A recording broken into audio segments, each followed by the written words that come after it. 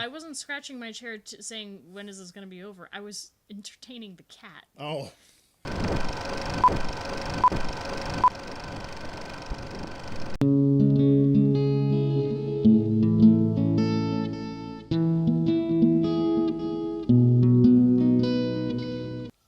Well, hey there. Hi. I'm X. And I am Z, and this is our channel about two different generations coming together and watching some good stories. The movie of the day, The Last Unicorn.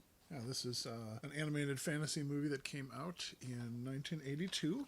It was directed by Rankin and Bass, who were most famous for holiday specials, you know, Rudolph the Red-Nosed Reindeer, and Here Comes Santa Claus, and Heat Miser, and just these call me Heat Miser. Right. Sort of these goofy, but extremely memorable late 60s, early 70s. Yeah, and you can kind of tell. I didn't quite pick up on it, but once you said something, I noticed that they move their head kind of the same way. Yeah. You know? They're like, their mannerisms don't quite match what they're saying.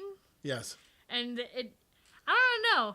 It's just a weird, funky thing. This entire movie is weird and funky. That is one word that describes this to a T. This movie is funky. It is very funky. It's got a good heart to it. It's got, like, a good story if you explain it, but if you go into detail, then people might think that you're on drugs.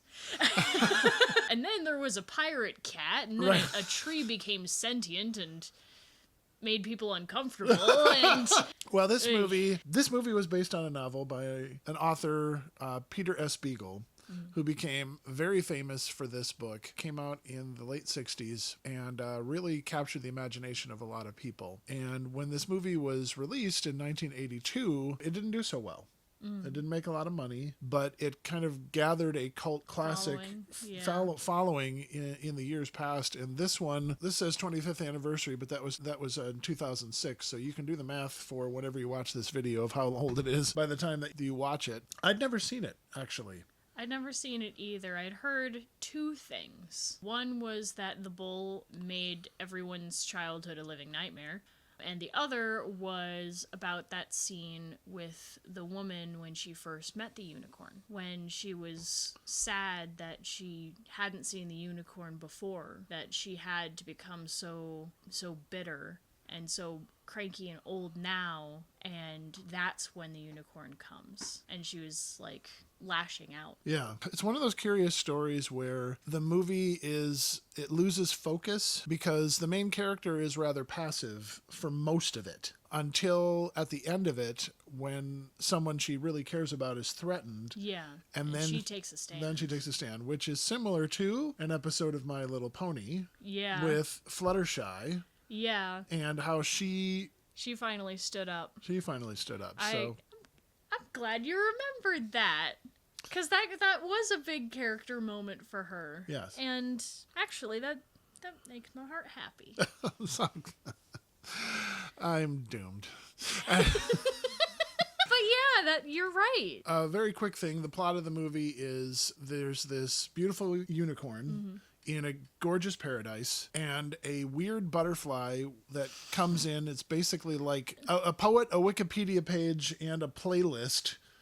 You know, just coming in. He's an iPhone. Yeah, he's just randomly singing all these weird little snippets of songs, and then he gives her information saying, well, you know, this Red Bull, not the energy drink, has somehow erased the existence of these unicorns. He ran the unicorns away. So she goes off on a quest. And because it's the classic fantasy tale, she meets a colorful cast of characters. She meets a witch who imprisons her. She meets a would-be wizard who's not very good at it. I couldn't quite tell what to think about that guy. He was, like, really confident, and then he really wasn't. He couldn't quite decide what he wanted until the very end. They found him. They took him away.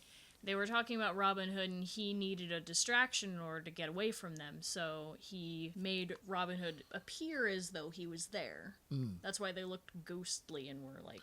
Okay. So they meet them, and then they get away. The Red Bull appears and is threatening the unicorn. And so the magician doesn't really know what to do, so... He just kind of lets the magic do its thing, you know? And when he does that, the magic somehow chose to turn her into a human being. So she becomes this beautiful young maiden. And the bull goes, oh, well, that's not a unicorn, and he takes off, I guess. But then the unicorn, who's now a young lady, is confused because she doesn't know her purpose now, and she's afraid that she'll forget her memory of being a unicorn. She said she can feel her body dying That was a curious statement. because she was supposed to be immortal as a unicorn, so when she became human, she could, like, feel it. I thought that was so cool. And so they go to this castle, and there's this weird old king, and Yeah. he invites them in, and he's got a handsome son Yeah. who's the prince, and of course he falls in love with her. I mean, who wouldn't? She's like, Right. those two are just like the gorgeous ones of the entire group. Everyone else has a huge nose. Right. It's just that Rankin Bass look. I don't know exactly how to explain it, but you just know the look. Once you see it, you're like, oh yeah, I see that. It's easily recognizable.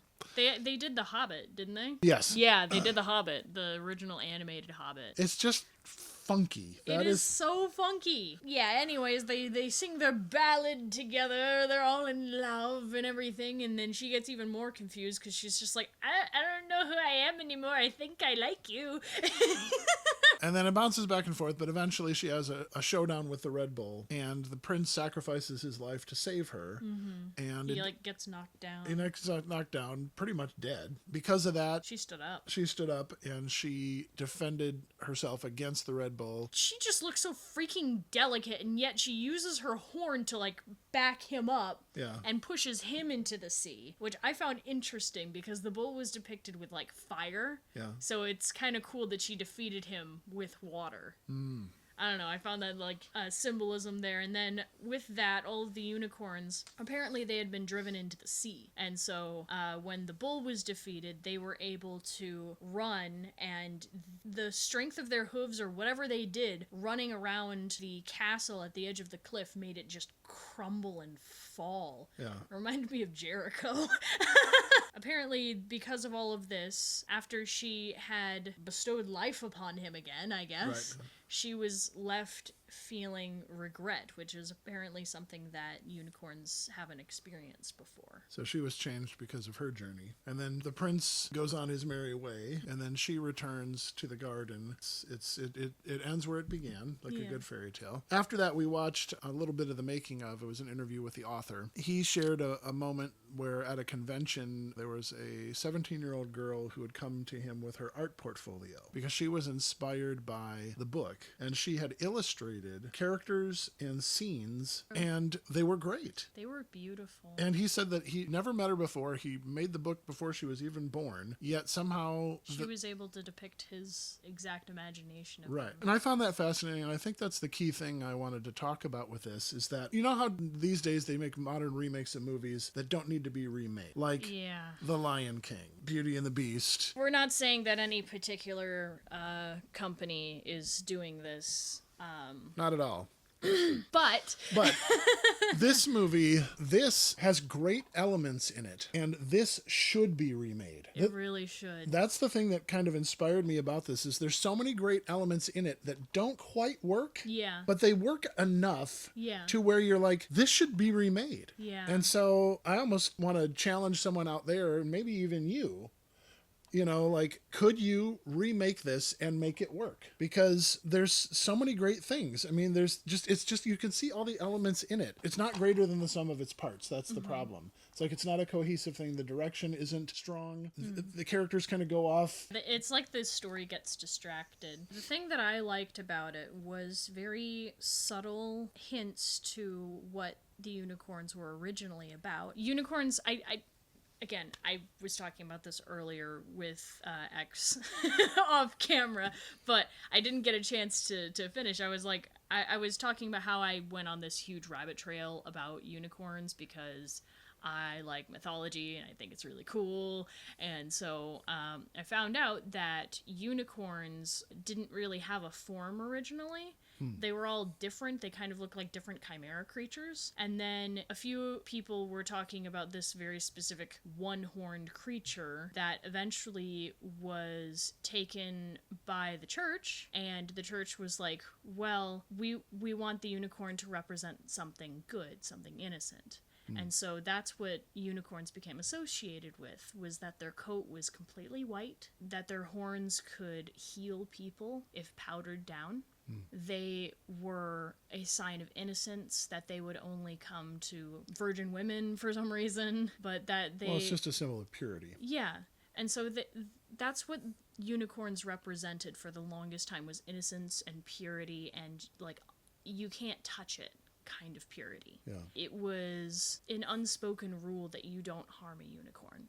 Right. That you don't touch a unicorn, you do not hunt a unicorn, you do not do any harm to them, and you let them do as they please, because what they do is pure and good. This movie had subtle hints to things like that, to where when she became a human, that was when she had regrets. And when they were trying to get past into the bull's lair, the magician had to turn water into wine. There was like little subtle hints here and there just as to what the unicorn used to represent, and I found that really cool. Yeah, it touches on all those great fantasy elements, but it's not cohesive, and that's where I think it could be strengthened. It could be strengthened, and oddly enough, that gives me hope as a creative, because there are projects like this that deserve a really great treatment, and all the elements are there. It's just the execution wasn't quite the best it could be. Yeah. I mean, it definitely got characterization right.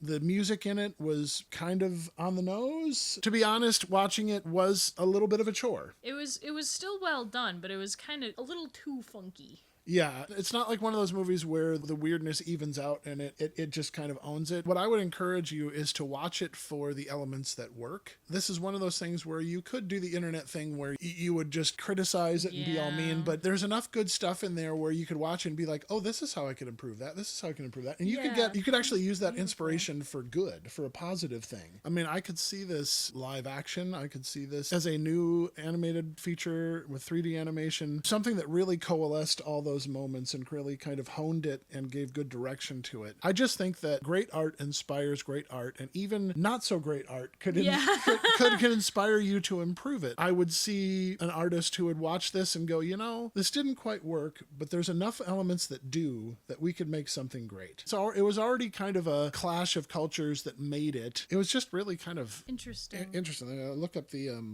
page on it because we're on camera, might as well. Animated by Japanese studio Topcraft, which was famous for Nausicaa of the Valley of the Wind, The Hobbit, The Return of the King, and The Last Unicorn. But the movie lacked strong direction. That's where it could be improved on. A truly great, definitive version of this has yet to be made. I don't know. Maybe that's someone's mission. Maybe that's yours. That could be a side quest for us. You never know. Sometimes it's important for us to engage in something that's a little difficult and challenging, because maybe it'll spark creativity. Yeah, an inspiration. Yeah. I personally would never have suspected that you would be inspired by this movie. Well, there's got a good heart to it. It just needed focus. That's all. Yeah. I like the art, though. Yeah. The backgrounds were gorgeous. They were. And I love that they used the inspiration from the original English tapestry. Oh, okay. There was that tapestry was supposed to tapestry. I don't know if it's called this, but it's supposed to be about a hunt for unicorns. Some people think might have been real, some people think might have been fake. They depicted this unicorn alongside creatures that are well known, like deer and lions and stuff like that. So it was weirdly put in a position where it was a real creature. That's the reason why it inspired so many people, is because they thought if a unicorn is put alongside a lion and a deer, then it must have been a real creature at some point, maybe. I feel like this movie has unrealized potential. It definitely does. I can't wait to see if someone, maybe us, if someone would just take this and run with it. I mean, I'm sure the author, if he's not passed away yet, would really welcome someone who's passionate about it and wants to see it, improved. From the little that we saw of him, he seemed like that kind of guy. Yeah, there's an innocence about it that should be cherished and preserved. Exactly. And there's so much potential to this. So we were inspired by this. Show us and share with us what you were inspired by. If we share each other's inspiration, maybe something beautiful will come out of it. Yeah, we can make stories that touch the heart and that are crafted by people who are passionate and care about them. And that will draw an audience. It always does. So if you like our discussion here, if you enjoy our channel, please like, share, and subscribe. Check out our Patreon too. We finally got it up, so possibly we can get some support on there, so that way we can keep on making videos and hopefully inspire more people. Yeah. So thanks for spending time with us, and we'll hear what you have to say in the comments. Bye. Bye. That was strangely delightful. Yeah, I was surprised because I wanted the movie to work way better than it did. Yeah. But I wasn't dissatisfied by going through it. Which confused me because usually something that isn't executed well, I'm like, and I saw you sitting next to me and you were just like kind of scratching your chair going, no, I was. when is this going to be over? No, I wasn't scratching my chair saying, when is this going to be over? I was entertaining the cat. Oh. I know that people have gotten to a point where, like, a lot of stuff that was taboo before is now so normal that it's kind of, like, corrupting people's hearts a lot. I had to do a bit of, like, internal cleaning myself, and now that I have, I'm just wanting to see that innocence come back. I really, really hope that people, if they do take up this movie, that they would respect the innocence. It's something that should be honored. That's it. It's really hard to find that nowadays. My goodness. Yeah, it's like a treasure. It's like finding a unicorn. It's like finding a unicorn, exactly. I really hope that with this channel we actually do find a unicorn or two. Like, that would be really nice. Dedicated artists who want to make it done well. Because there's so many bad writers out there. I'm just gonna say it. And I've been one of them. But you just got to write it and let the first draft stink. And it does. It does. It's awful. A good thing it's better now. All right, back to rewriting. Thanks, guys. Bye.